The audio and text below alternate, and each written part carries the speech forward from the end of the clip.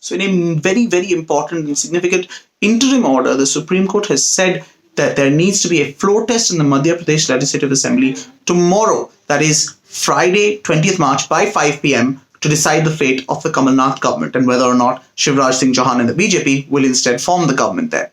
Now, this whole crisis was created because of the resignation of Jyotiraditya Scindia and 22 other MLAs belonging to the Congress. The moment that happened, the BJP went to the governor of Madhya Pradesh and said that, look, now that these 22 MLAs have resigned, the Congress government of Kamal Nath can no longer have the majority required in Madhya Pradesh, and therefore there needs to be a floor test to ensure that, to see who really should form the government now.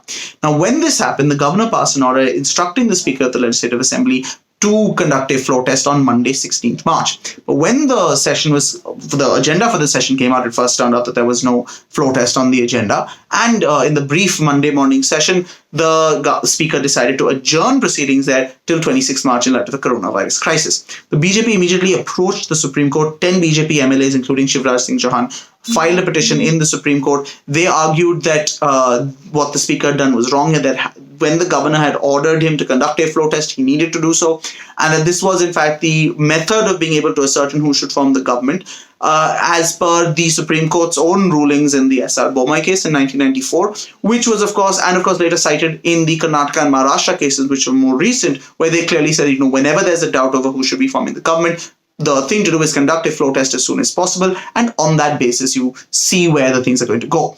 Now, this was the argument they raised in court. They said the Speaker had got it wrong and had performed his actions illegally, and there was sort of a murder of democracy taking place because he wasn't doing what he was supposed to and conduct a floor test. The BJP was represented by Mukul Rohatgi, senior advocate, former Attorney General of India. Solicitor General Tushar Mehta represented the governor of Madhya Pradesh, and what you saw here, and even the rebel MLAs were represented by Maninder Singh, the ASG.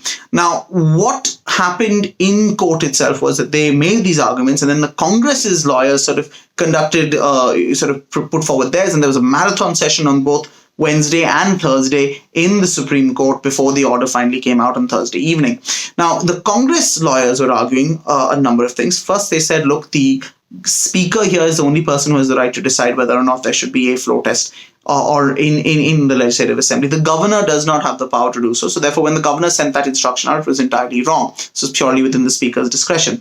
They also said that there was no reason yet to conduct the floor test because first the Speaker of the Assembly had to decide whether or not those resignations of those MLAs were valid, because there is a power which the Speaker of Assembly has to decide whether or not these resignations are valid, whether there was coercion, whether there was inducement or threats of any sort, and on that basis only would he then approve these resignations and allow the MLAs to resign. Till then, it was not correct to do so, and there would be at least another 2 weeks needed for the Speaker to make that decision. Now, this was a key argument because they said because this is obviously tied to even things like the anti-defection law, which come in, which deal with this question of when what is a resignation and whether it's valid, whether a person gets disqualified.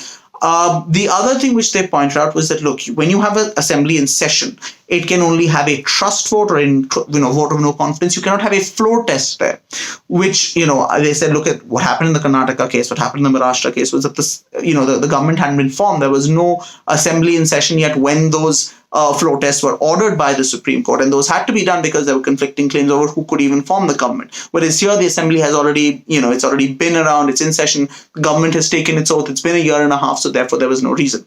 Now, these arguments were not accepted by the Supreme Court, which instead said that, look, the floor test is the essential thing. They looked at the Bomai judgment and the ruling it laid down, and they said that on that basis, that's what had to be done. The arguments that this whole thing of the governor saying what the Speaker had to do was a constitutional sin, as was argued by Abhishek Manu Singhvi for the Speaker of the Madhya Pradesh Assembly, was not accepted. Arguments by Kapil Sibal for Chief Minister Kamal Nath were also not accepted here, where they had been trying to say that, look, what was happening here was wrong. There was a reason for why the resignations hadn't yet been accepted. Until that time, the court could not pass such an order.